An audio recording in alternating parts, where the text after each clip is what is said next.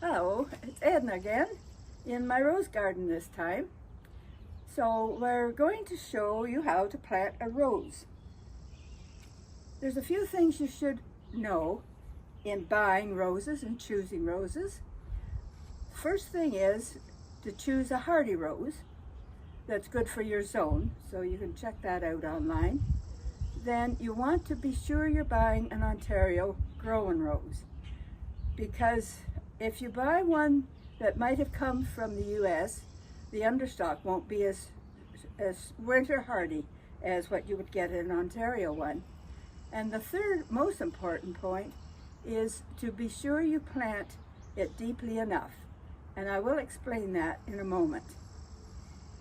So here I've dug a hole, and it's bigger than the pot. You can have it 1.5 times wider than the pot and deeper. And that is to fill in with good triple mix soil so that the roots get a chance to go out and get good nutrients. So this is the rose we're going to plant. It's a climber, a pink climber called Kiss Me Kate. And sometimes there might be a bit of dead twiggy stuff that needs to be removed. And I've just discovered when I looked here, there's a little side shoot here that I don't like the looks of the bark, as if it might not hold much growth. It might die back. So I'm just going to cut it off cleanly at the base here with a good pair of secateurs that you should have a good strong with good cutting blades. And I'll go just in close as I can. Cut that off, take it away, and I might just go in a little bit closer to cut that stub a bit more. I'm going to have to turn it around a bit to get at the right angle. There. I don't know what that was, but I feel better having it going. Now, the important thing in growing roses, as I said, is to be sure you have the bud union planted deeply enough.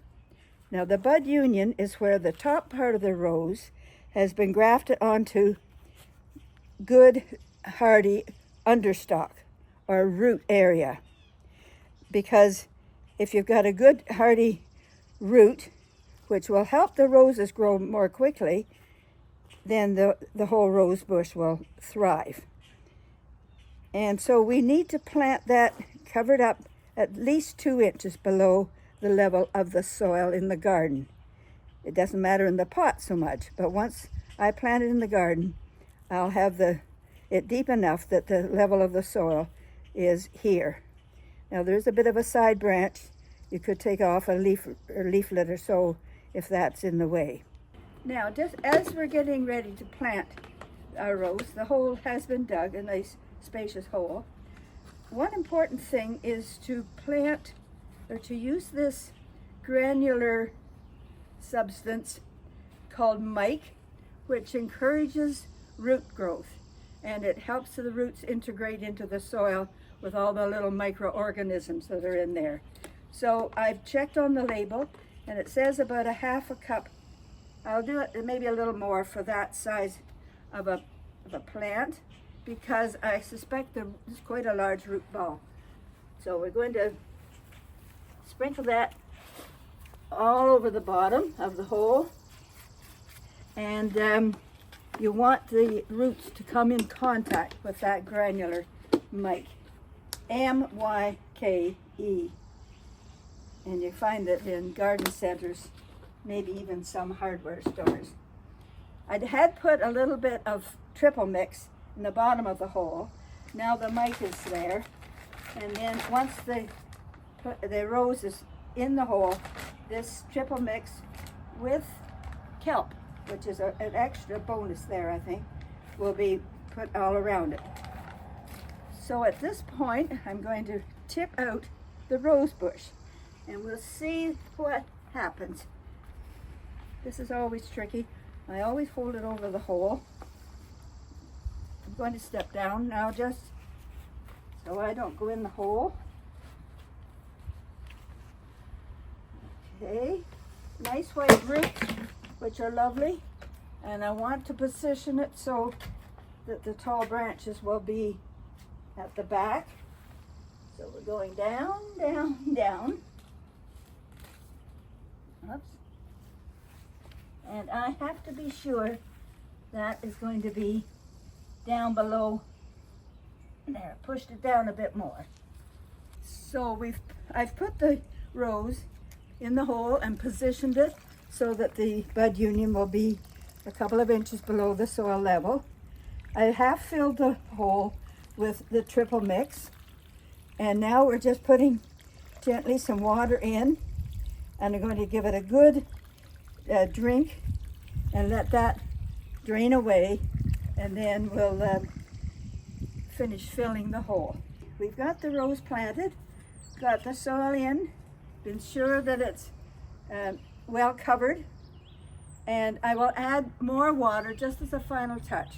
We want to be sure that the soil around it and the bush itself has got good, well watered at the time. As I was partly planting it, I took my fists and pushed down the soil, and then you add the water, and that gets all the soil down in all the little spaces, so there's no air pockets in there, which would help to dry out the roots.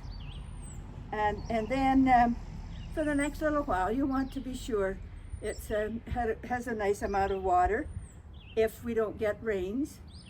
Now, we're predicted to have rains in the next few days, but a rain and a shower are two different things.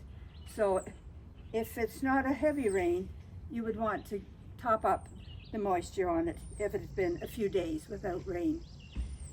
Now, this is a climber, so the tag that I have here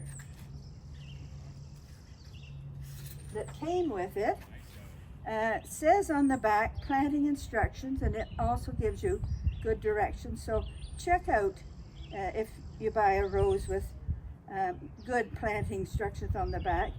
Also down here it tells you the height and the width of it, so that it gives you an idea where you would place it in the garden. This is a climbing rose here, and so I've put an upright there. So I'm going to buy another one that will match. If I can't find that kind, I might have to buy two new ones so they'll match. So that my thoughts are the two climbing roses here will sort of balance the Caragana tree that's down at that end of the rose garden, and also it gives them some support. Now, as the Huronia Rose Society, we follow and endorse these instructions that I've shown you here, and we buy our roses that we resell to members and the public.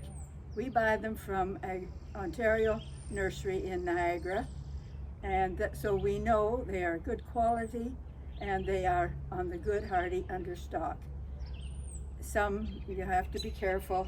If you don't get a rose on good hardy understock, it might get through one winter, but it probably won't make two, because they just, if they come from the US, they are not built, they don't need to worry about winter hardiness. They just want fast growth, lots of roses. But we do try our best to encourage people to buy Ontario ones that we know they've got a good start in growing their roses. And so I think that's it, other than keeping this rose topped up. We'll wait till she blooms and we see what Kiss Me Kate looks like as a climbing rose. Bye for now.